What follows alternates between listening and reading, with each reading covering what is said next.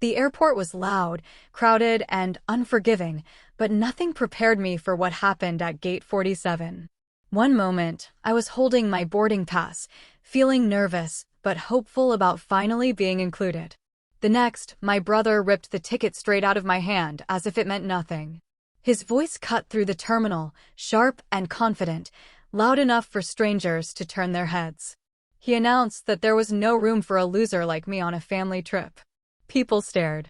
A couple nearby went silent. Someone behind us whispered. My mother looked away. My father pretended to check his phone. No one stopped him.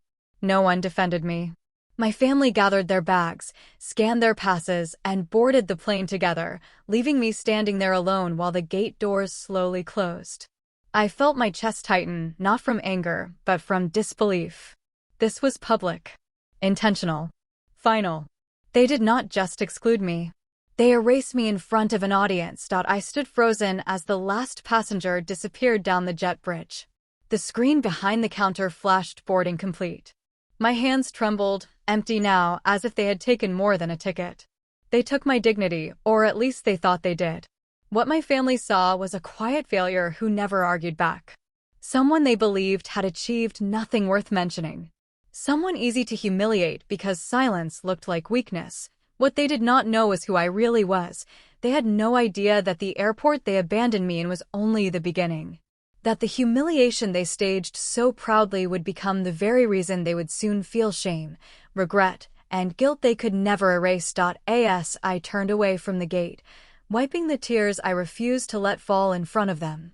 One truth burned clearly in my mind. They left me behind thinking the story was over. They were wrong.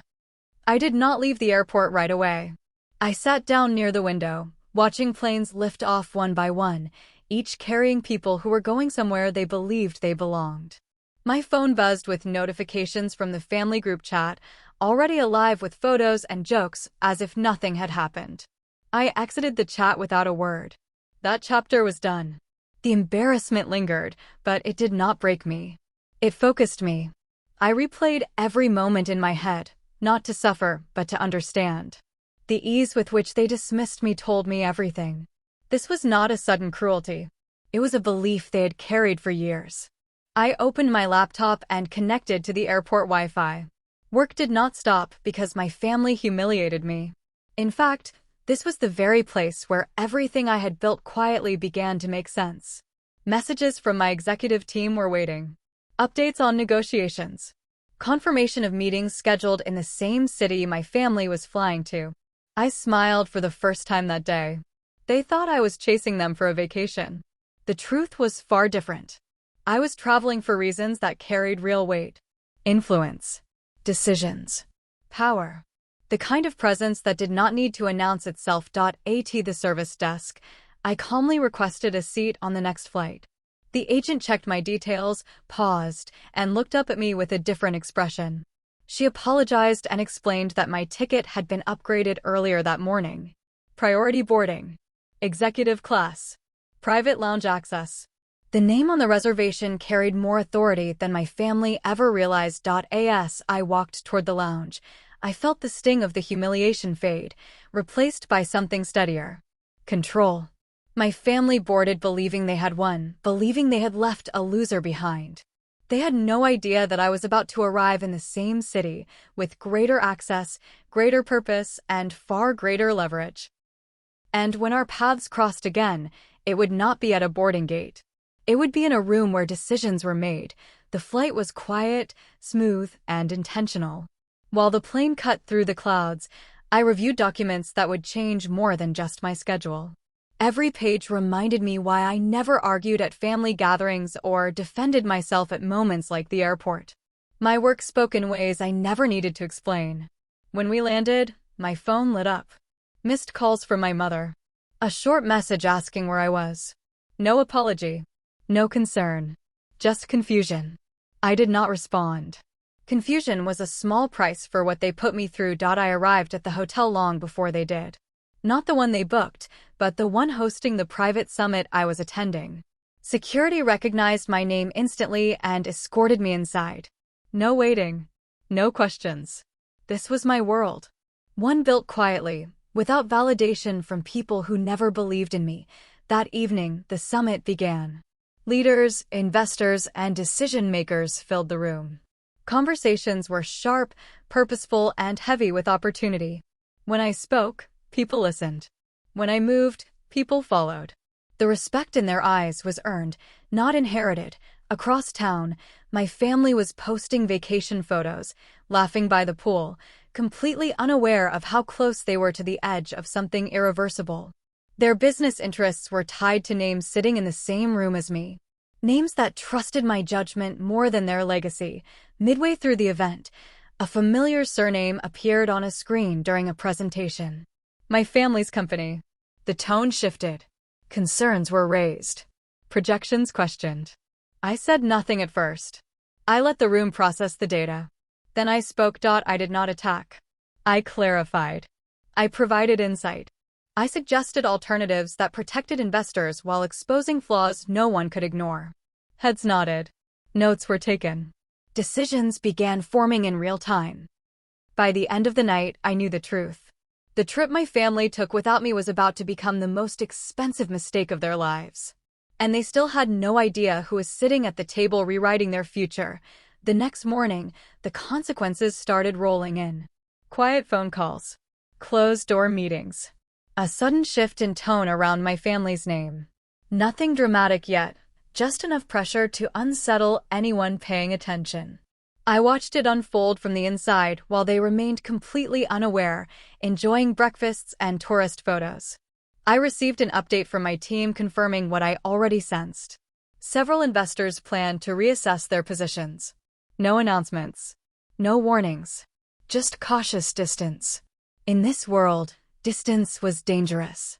At the summit, I was asked to lead a smaller strategy session. The room was limited to key decision-makers. When my family's company came up again, the conversation was different now. This time, people asked if it was still worth the risk. I responded with facts, timelines, and concerns grounded in reality. I did not mention personal connections. I did not need to. Across the city, my family began to feel the shift. My sister posted less. My brother's stories disappeared. That afternoon, my father finally called. His voice was tight, trying to sound calm. He mentioned unexpected meetings and partners acting strange. He asked if I knew anything. I told him I was busy. That was the truth. By evening, the vacation glow faded. Their hotel room conversations turned tense. Something was wrong, and they could feel it. The same people who humiliated me at the airport were now searching for answers they did not have. That night, I stood by the hotel window, city lights stretching endlessly below. I thought about the boarding gate. The ripped ticket. The word loser thrown so casually. I felt no anger now. Only certainty. The humiliation was public. What came next would be invisible, precise, and unavoidable. And by the time they realized who had the power to stop it, it would already be too late. By the third day, panic replaced denial. My family's vacation turned into a crisis tour, bouncing between calls, emergency meetings, and long silences. Deals they believed were secure suddenly needed review. Partners asked for guarantees they could not provide. The ground beneath them was shifting, and they did not know why. I watched it all unfold through updates, not from gossip, but from official channels. Market movements. Internal memos. Quiet exits. Every signal pointed in one direction. Trust was draining away. That afternoon, my brother called me for the first time since the airport. His voice carried frustration wrapped in forced confidence. He asked where I was and why people kept mentioning my name in conversations he did not understand. I told him I was working and ended the call before he could ask more. Confusion suited him. At the summit, I was pulled aside by a senior investor. He asked directly whether I believed my family's company could survive the next quarter.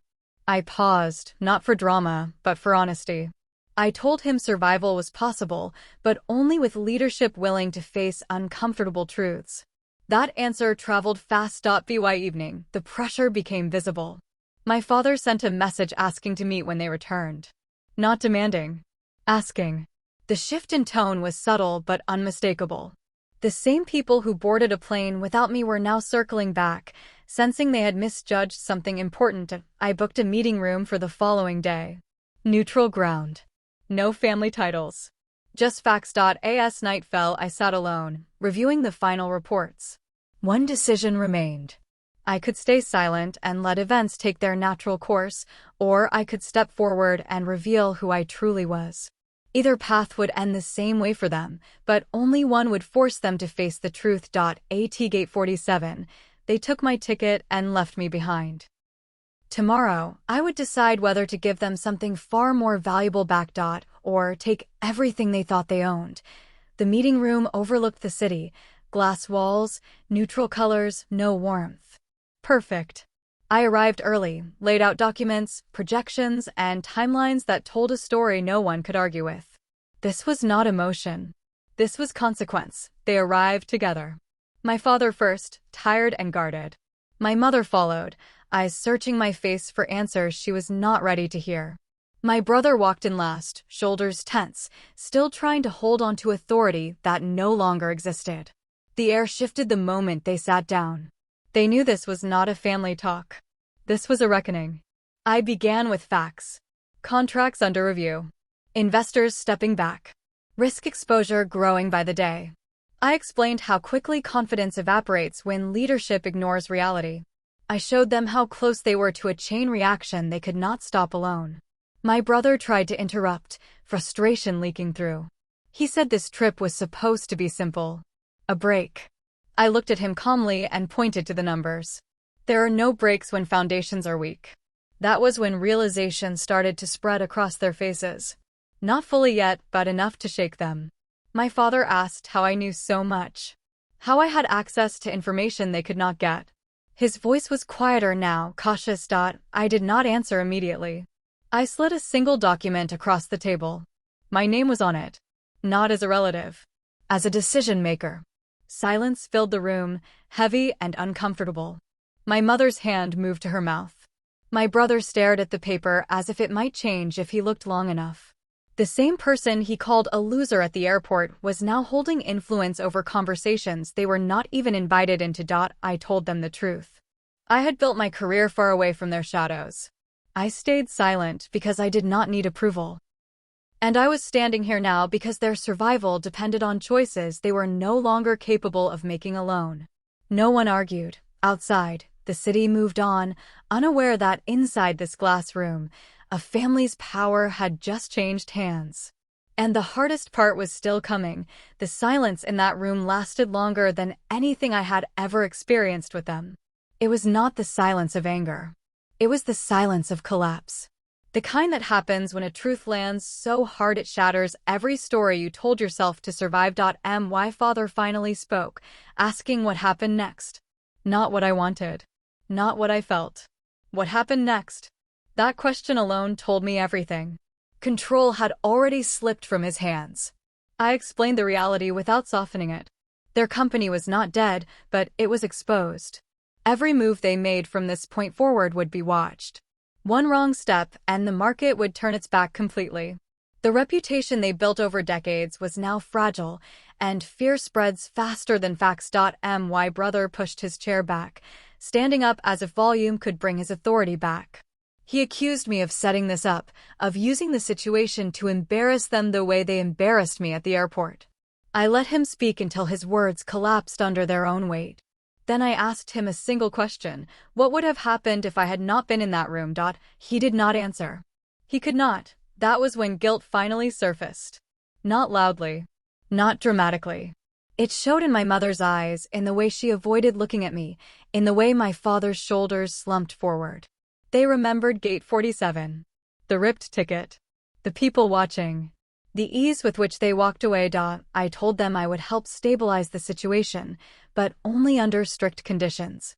Transparency. No interference. No public denial. And one final condition that made the room tense again. They would acknowledge me. Not privately. Not quietly. Publicly. The weight of that demand settled in slowly. This was not about revenge for me anymore. This was about accountability. About forcing them to face what they did and who they underestimated.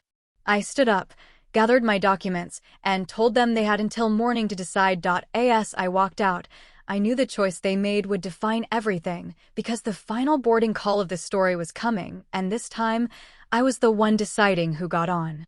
The announcement came the next morning, not at an airport, not behind closed doors. In front of cameras, partners, and people who once believed my family's name was untouchable. A formal statement was released, followed by a live briefing. My father stood at the podium, voice steady but eyes heavy, acknowledging strategic failures and leadership mistakes. Then he did something no one expected. He introduced me. Not as family. As the person who stepped in when everything was about to collapse. As the one whose judgment investors trusted. As the reason the company still had a future. The same family that left me standing at gate 47 now had to say my name out loud in front of the world. The reaction was instant. Shock. Curiosity. Respect. Articles followed within hours. Not about their vacation. Not about their legacy. About the quiet figure who had been underestimated and ignored until it was too late. My brother did not speak that day. He stood off to the side, avoiding cameras, carrying a guilt he could not outrun. My mother cried afterward, not for the company, but for the moment she realized who they abandoned. No apology could erase that memory. And it did not need to. The company stabilized. Deals were renegotiated. Trust returned slowly, carefully. I fulfilled my role, then stepped away. I did not stay to enjoy control. I never wanted it from them. A week later, I passed through the same airport. Same terminal. Same gate. This time, I boarded early, upgraded, unbothered. As I walked down the jet bridge, I did not feel pride or anger. I felt free. They took my ticket once and called me a loser in public. In return, I gave them survival, accountability, and a truth they will live with forever. They boarded without me that day. But they never left the ground again without knowing exactly who I was.